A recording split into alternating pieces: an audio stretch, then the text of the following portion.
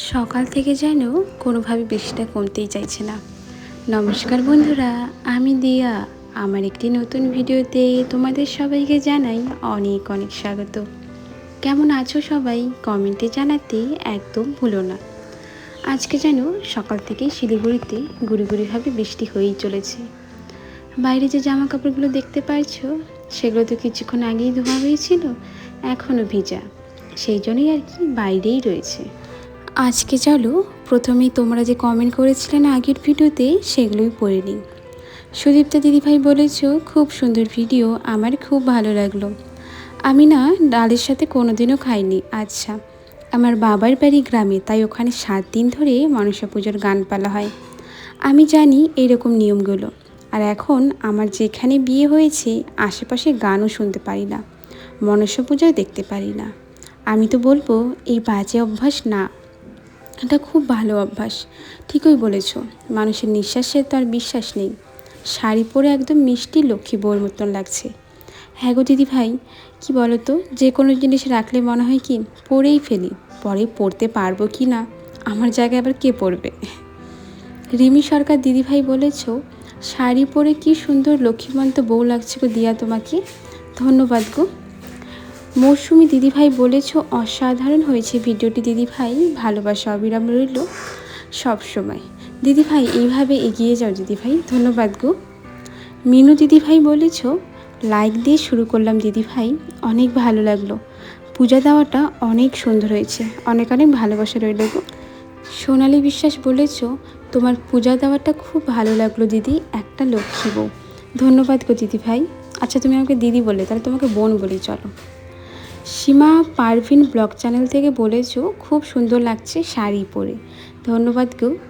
Cooking village থেকে বলেছ খুব সুন্দর ভিডিও, ধন্যবাদ। নাফিসা বলেছ খুব সুন্দর হয়েছে ভিডিওটা, ধন্যবাদ গো নাফিসা। শ্যামলী বক্সি দিদিভাই বলেছ খুব সুন্দর লাগলো ভিডিওটা, ধন্যবাদ। রিমি বলেছ তোমার ভিডিও এই প্রথম দেখলাম দিদি, খুব সুন্দর হয়েছে। তুমি কি বাড়িতে সবসময় ম্যাক্সি পরে থাকো? হ্যাঁ গো, আমি বাড়িতে সবসময় ম্যাক্সি পরি, কারণ দেখো আমাকে তো সবসময় ঘরের কাজগুলো করতে হয়। এখন যদি অন্য জামা কাপড়গুলো পরি, এই ধরো চুড়িদার বা শাড়ি পরে তো আমি প্রথমত কাজ করতেই পারি না, আর চুড়িদার পরেও যদি কাজ করি না, এই গরমে কাজ করা ভীষণ মুশকিল। এই জন্যেই আর কি বাড়িতে থাকলে আমি সবসময় ম্যাক্সি পরেই থাকি। তা চলো, তোমরা যতগুলো কমেন্ট করেছিলে আমার কিন্তু সবগুলো কমেন্ট পড়া হয়ে গেছে। এখন শুধুমাত্র ঘরের কাজগুলো করব। জানোই তো প্রত্যেক দিন সকালবেলা কতগুলো বাসন হয়, তো এদিকে বাসনগুলো ধুয়ে তারপর চলে এলাম গ্যাসটা মোছার জন্য। আমার প্রথম কাজ কিন্তু এটাই থাকে রান্নাঘরে। আসলে বাড়িতে যদি কেউ আসে না হঠাৎ করে, তখন কিন্তু সবার প্রথমে আমাদের রান্নাঘরটাই দেখা যায়। তার উপর কিন্তু আমাদের রান্নাঘরে দরজা নেই, সামনেটা দেখতে পারছো একদম ফাঁকা। সেই জন্য কেউ যদি না তাকাতেও চায় তবুও না এদিকেই নজরটা চলে আসে। আর রান্নাঘর যদি খারাপ থাকে ভীষণ লজ্জা লাগে আমার। এই জন্য সবসময় চেষ্টা করি আগে রান্নাঘরটা পরিষ্কার করার, তারপর নিজের ঘরটা পরিষ্কার করার। বাসি বিছানা আমি কিন্তু অনেকক্ষণ আগেই যতটা পেরেছি গুছিয়ে রেখেছি, তবে ভালো মতো করা হয়নি গো। আসলে আরও অন্য ভিডিও বানানোর ছিল তো, সেগুলো বানিয়েই তারপরেই কিন্তু ব্লগ ভিডিওটা শুরু করেছি। ব্লগ ভিডিও মানে আমার কাছে হলো ঘরের যে কাজগুলো আছে সেগুলোই তোমাদের সামনে তুলে ধরা। এবার এর মধ্যে যদি নতুনত্ব খুঁজতে যাও তবে তো সেটা সম্ভব নয়। আর আমি কি করি জানো তো, যেই কাজগুলো আমি করি বাড়িতে সবসময় সেগুলোই খালি তোমাদের সাথে শেয়ার করি, এক্সট্রা কোনো কিছুই না। অন্য যেই ভিডিওগুলো বানাই সেগুলো করতে গেলে কিন্তু আমাকে আরও বেশি সময় দিতে হয়, বেশি একটা সময় পাই না, তো সেই জন্য রান্নাঘর থেকে যতগুলো ময়লা বেরিয়েছে সেগুলো না ড্রেনে ফেলবো, আর একটা প্লাস্টিকের মধ্যে উঠিয়ে তারপরে ফেলবো। আসলে ড্রেনের ওইদিকে তো আমরা তেমন একটা যাই না, আর তার উপর আমি তো সকালে স্নানটা সেরে নিয়েছি, এখন ড্রেনের দিকে কে বা যাবে।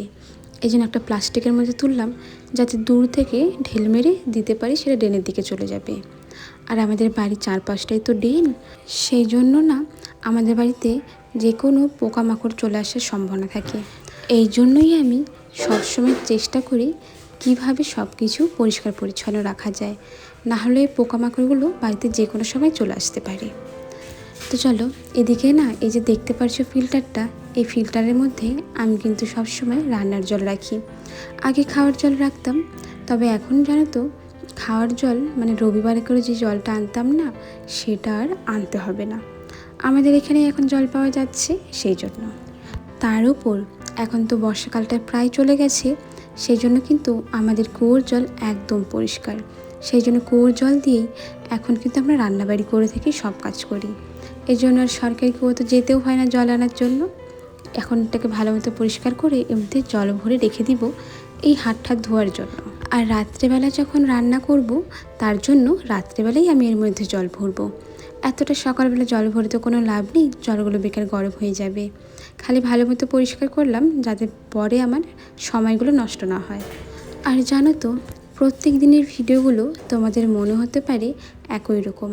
আসলে প্রত্যেক দিন কাজগুলো তো একই রকম থাকে, তাহলে ভিডিওগুলো তো একই রকম হবে বলো। প্রত্যেক দিন সকালবেলা ভাবি কি তাড়াতাড়ি ঘুম থেকে উঠে রান্নাবাড়ি যে সময়টা আর কি আমি করি, সেইটাও ভিডিও শ্যুট করব, তাহলে ভিডিওটাও অনেক বড় হবে আর তোমাদের রান্নাবাড়ি দেখতেও বেশ ভালো লাগবে।